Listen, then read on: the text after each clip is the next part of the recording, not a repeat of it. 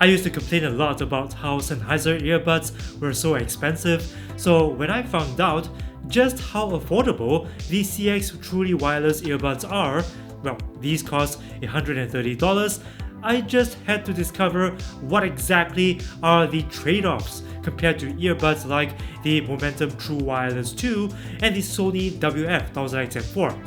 I mean, aside from the fact that these don't have active noise cancellation, they can't be that far off, right? In this video, we're gonna find out how the CX fares in terms of features, specs, sound quality, phone call quality, and Bluetooth audio lag for gaming and watching videos. In order to make this video a bit less confusing, I'm gonna use the Sony WF-1000XM4 as my main benchmark and make references to the MTW2s as needed. In terms of specs, the CX is quite current. It's got up to 9 hours of battery in the earbuds and an extra 18 hours in its charging case. That is actually quite comparable to the MTW2 because if you use the MTW2s without noise cancelling, they have up to 7 hours in the earbuds and 21 hours in the case. So more hours in the case, less in the earbuds, but both of them, both the CX and the MTW2s, have between 27 to 28 hours of charge in total. Of course, both the CX and MTW2's battery isn't as great as the Sony's 12 hours in the earbuds and 24 hours in the case without noise cancelling. If you want to see an in-depth comparison between the Sennheiser MTW2 and the Sony's, watch this video over here. Aside from that, the CX has Bluetooth 5.2, AAC, SBC, and aptX audio codec support, IPX4 water resistance. It also has app support from the Sennheiser Smart Control app, which you can use to customize its sound quality using a graphic EQ and a few EQ presets. Or you can also make your own presets if none of those stock ones work for you. The app also allows you to customize its touch controls and get software updates for the CX. Now, the CX isn't as customizable as either the MTW2 or Sony's XM4 earbuds. Those offer way more in terms of options and features in the app. Of course, those cost way more money than the CX. So, in a way, it ties in nicely with the CX, providing a far more simple and a bare bones experience that's kinda in line with its price point. In terms of fit and comfort, wearing the CX feels exactly the same as the Momentums. I mean, the ear tips feel the same, the way the earbuds sit in my ears is the same, even the passive noise isolation I get from the CX is no different from the MTW2s. The Sony's do provide a snugger and tighter fit, but some people may prefer the looser and more relaxed fit of the Sennheisers. You can work out with these earbuds, but I wouldn't recommend doing anything more intense. In terms of sound quality, the tuning of the CX sounds a lot like the MTW2s. It's got a very laid back and non-fatiguing sound signature, so the treble sounds very rolled off and its mid-range sounds warm and full of timbre. However, that is where the similarity ends. In terms of bass performance, yes, it does sound pretty deep and packs a fair amount of punch in the upper bass, but when I'm playing music with moderate amounts of bass, there's also more bloat in the CX compared to the MTW2. This makes the CX sound boomy out of the box, and that boom even spills over into the mid-range, so track separation isn't as clean as the MTW2. It is possible to make the CX sound better by increasing the treble and toning down the bass using the app, and after that it sounds a lot closer to the MTW2's sound signature. But its track separation is still not going to be as clean, and its sound staging isn't as open or as three-dimensional, as I like to call it, as the MTW2's. Naturally, this also means that, to my ears, the Sony XM4s are a big step ahead of the CX in terms of sound quality. maybe I am too used to the Sony sound signature, but it does sound more hi-fi in terms of mid and treble clarity, track separation, detail retrieval, and sound staging. And that is even if you stream regular audio from Spotify or Apple Music. So we aren't even talking about high-res music streaming yet. The Sonys are also capable of even cleaner sound quality because of Sony's proprietary DSE Extreme audio upscaling and high-res audio streaming support using LDAC audio codec. As of now, that isn't something that you often see, even at the Sony's price level. Right now, we're going to compare their phone call quality.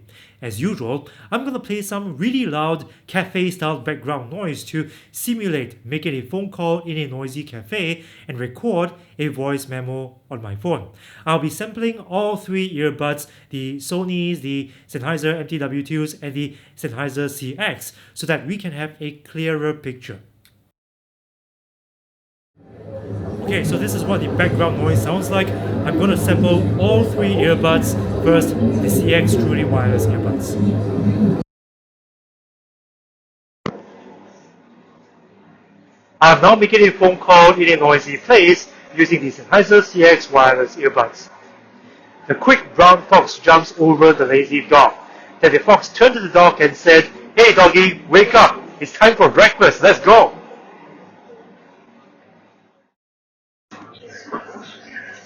I am now making a phone call in a noisy place using the Sony WF-1000XM4. The quick brown fox jumps over the lazy dog. Then the fox turned to the dog and said, "Hey doggy, wake up. It's time for breakfast. Let's go."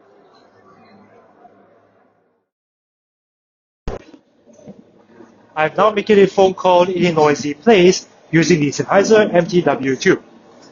The quick brown fox jumps over the lazy dog.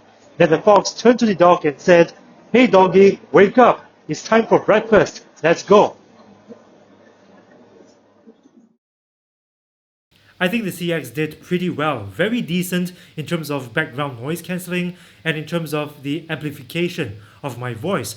Although my voice did sound kind of noisy, so if you're making a phone call in a noisy environment, whoever's on the line with you is gonna struggle a little bit to understand what you're saying. On the Sonys, my voice sounded cleaner, but also a little more muffled, and I feel that its background noise cancelling wasn't as great as the CX. So overall, I consider the Sonys to be quite comparable to the CX, meaning to say that in one way it's better, in another way not so much. The Sennheiser MTW2s had the best call quality of the bunch, great background noise cancelling, and my voice sounded clean, clear, and well amplified. So yeah, I think overall for its price, the CX did fare pretty well, given that the Sennheisers and the Sonys cost a lot more money. Now we're going to find out how much Bluetooth audio lag these earbuds have when playing video games and watching videos on both Apple and Android devices. Since the Sonys have lower Bluetooth lag than the MTW2s, I'm going to use the Sony WF-1000XM4 as our benchmark. The Apple device that I'm going to use is the iPhone SE 2020. For Android, I'm going to use the Samsung Galaxy S21 Ultra. First, the gaming audio lag test. As a reference point, let's see what the internal latency looks like on the iPhone SE. This is audio straight from the iPhone speaker.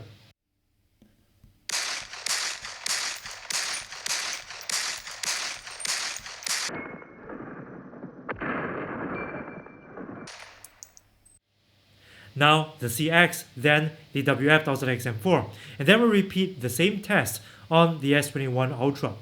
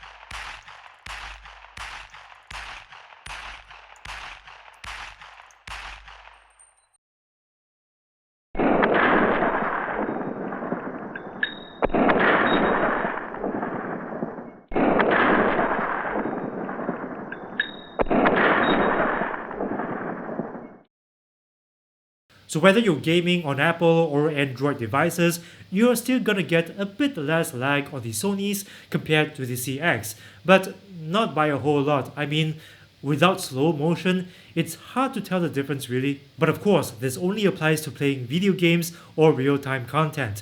If you're watching videos on your phone using apps like YouTube or Netflix, you're not likely to get much or any lag at all because these apps have their own latency correction that automatically delays the video so that it syncs up better with the audio, like this.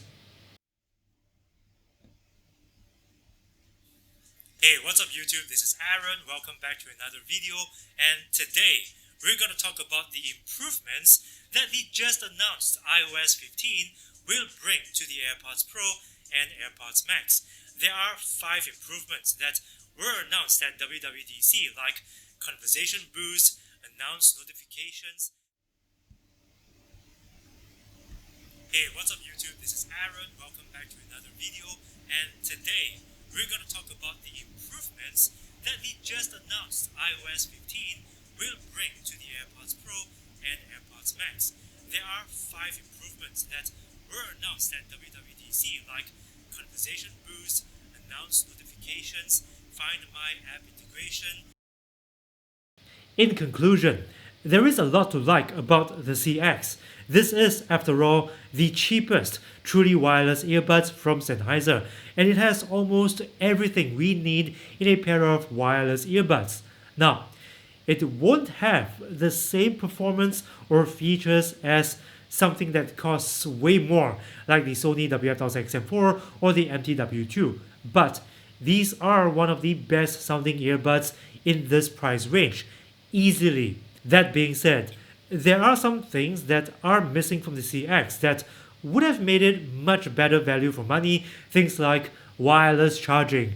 And this is a feature that many Chinese brands are including at lower price points. Of course, this also doesn't have transparency mode, which is a feature that helps you stay aware of your surroundings by passing through ambient sound using the microphones built into the earbuds. Now, to be honest, I was quite surprised that the CX doesn't have this, because at this price point, it's become something that I kind of expected to have. Maybe this is something that can be added in the future through a software update. Otherwise, I hope that the next version of the CX will have these features, both transparency mode and wireless charging.